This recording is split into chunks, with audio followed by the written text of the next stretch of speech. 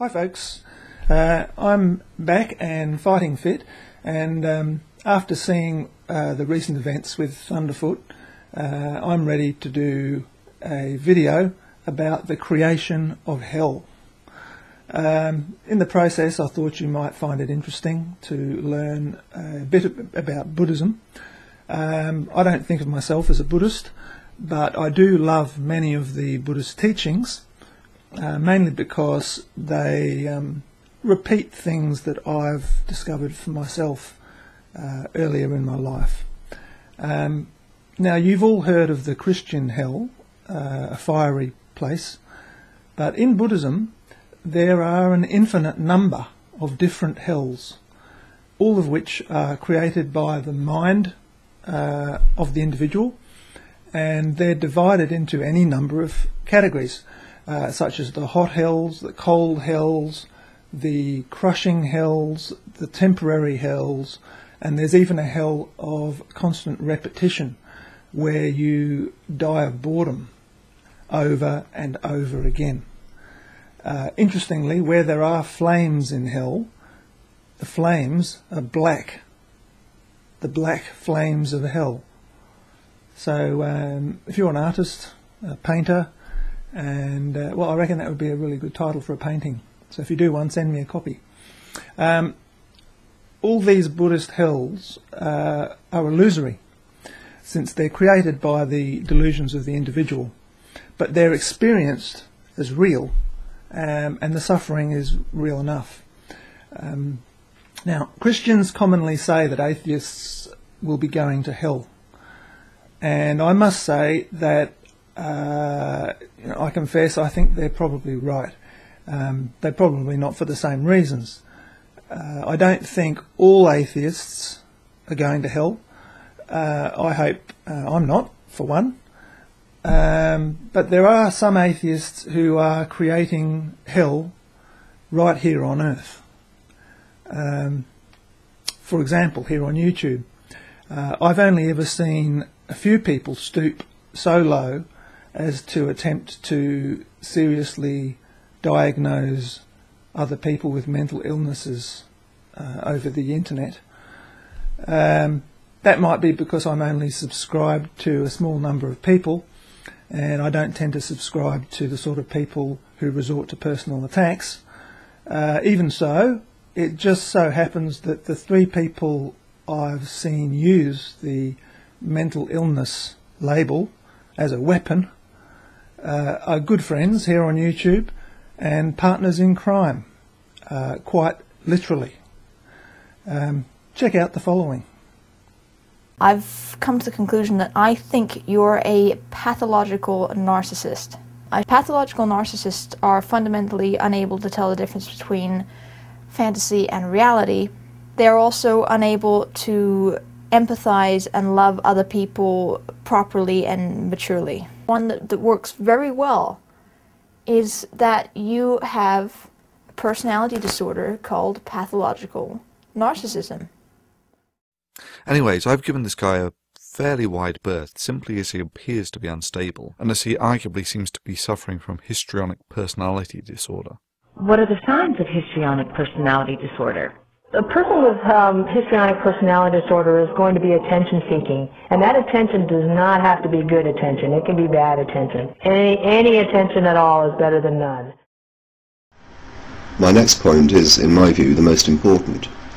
It is possible that it actually explains all your other repugnant traits. It is this: you are mentally unwell. I had entitled this section Sociopath. Some people on YouTube have suggested that you suffer from Asperger's syndrome. My view is that you do not. Whatever is the cause of your disorder, whether it be inherent or as a result of an external influence, it doesn't really matter. It doesn't matter because the symptoms it produces are readily identifiable. The most striking symptom to me is your desperate isolation and loneliness. I suspect that due to your sociopathic disorder, you will be unable to see how loudly and clearly this cries out from every video you post. What you saw in those clips was pure ad hominem character assassination. If you're aware of the different logical fallacies, then you'll recognise that ad hominem is one of them. An ad hominem attack means to attack the person rather than their arguments. In this case, it means to diminish and dispose of a person by way of labelling them as mentally ill, rather than by fairly and squarely attempting to disprove their arguments or to prove their behaviour is wrong. Even in the case where a person actually is mentally ill, it doesn't mean for a moment that the person can't speak the truth and that they can't put forward brilliant arguments. In fact, I've heard much more truth from people with mental illnesses than I've heard from our 3 armchair psychiatrists. When you consider those video clips we've just seen, it looks for all the world that these 3 friends have conspired together and decided that they're going to character assassinate anyone who disagrees with them by any means possible and without having any respect for the truth. It doesn't matter to them, seemingly, which mental illness they choose to diagnose someone with, so long as it's a mental illness. But, as it happens, I don't think they have conspired at all. I get the very strong impression that they consider this kind of underhanded, immoral behaviour to be perfectly normal. In his recent blog TV session with D. Landon Cole, Thunderfoot clearly explains that, so far as he's concerned, the end justifies the means. What does Thunderfoot mean by this? Well, if his actual behaviour is anything to go by, what he means is that he'll go to virtually any lengths to destroy, to damage the reputation, and to sideline those people who oppose him, even to the extent of outright lying, misrepresentation, labelling people with mental illnesses, and accusing people of pedophilia. So all you people out there who follow and support people like these 3, you should know that if you ever find yourself on the other side of the fence and disagreeing with them on any subject, then you could very well be the target of their next mental illness diagnosis.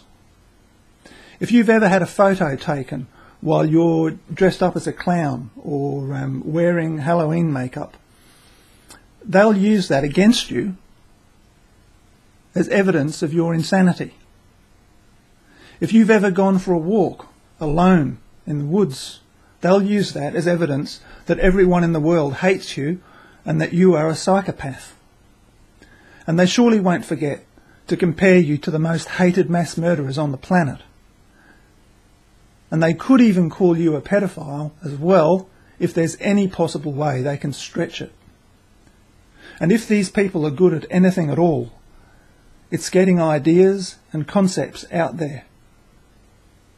The bottom line is that I want to get ideas and concepts out there. So, I want you to know. Ideas and concepts out there. Ideas and concepts. As we've seen, the intention of Thunderfoot and Co. is to destroy the reputation and break the spirit of those people who oppose them through the use of foul character assassination techniques, some of which I've shown you in this video. Their methods are very reminiscent of the reported situation in Russia and China, where those in power go one step further than the mere diagnosing of dissidents with mental illnesses. They go the extra step of throwing the dissidents in jail and pumping them full of drugs from which they may never recover. These clips I'm going to show you now have more of a political edge to them, but they can inform us a great deal with regard to the behaviour of our 3 armchair psychiatrists. 2 winters ago, Russian journalist Andrei Novikov made a near-fatal mistake. In a local newspaper, he blamed Vladimir Putin for an unjust war in Chechnya. What followed was 11 months of forced medication in a psychiatric hospital. Injected daily with a drug used to treat paranoid schizophrenia. The doctor said it would cure him of his anti-Russian beliefs. I think the example that we see in China today is very instructive. China is a good or a bad example, depending on how you look at it. I say it's a good example because it shows us how a totalitarian regime can use psychiatry as a political weapon to discipline and torture, literally, and frighten people into submission. What's happening here in the United States seems to be following in the same footsteps of the path that's already been taken in China. If we were to have a mandatory a mental health screening, as they like to call it, not only of all of the young people in school, but all adults and everybody, it would become a terribly effective tool in the hands of totalitarians. Because surely you could find something in everybody's questionnaire if they answer questions honestly. Have you ever had feelings of anxiety? Are you ever unhappy with what the government does? You put that in the context of everything else that's happening in society, the growth of government, the growth of big government, the diminishing of personal freedoms, the desire to regiment the population and eliminate opposition to the political leaders. When we put it into that picture, now it takes on a very special meaning. When you look at the area of psychiatry, it becomes particularly worrisome because many people are not sensitized to the political implications of using that field. If we're not willing to challenge, and if we're already afraid that somebody's going to put this label around us, then we've already lost. There's no turning it around. The time has come for us to stand on our convictions, to know what is right, to take the risks, and stand for freedom.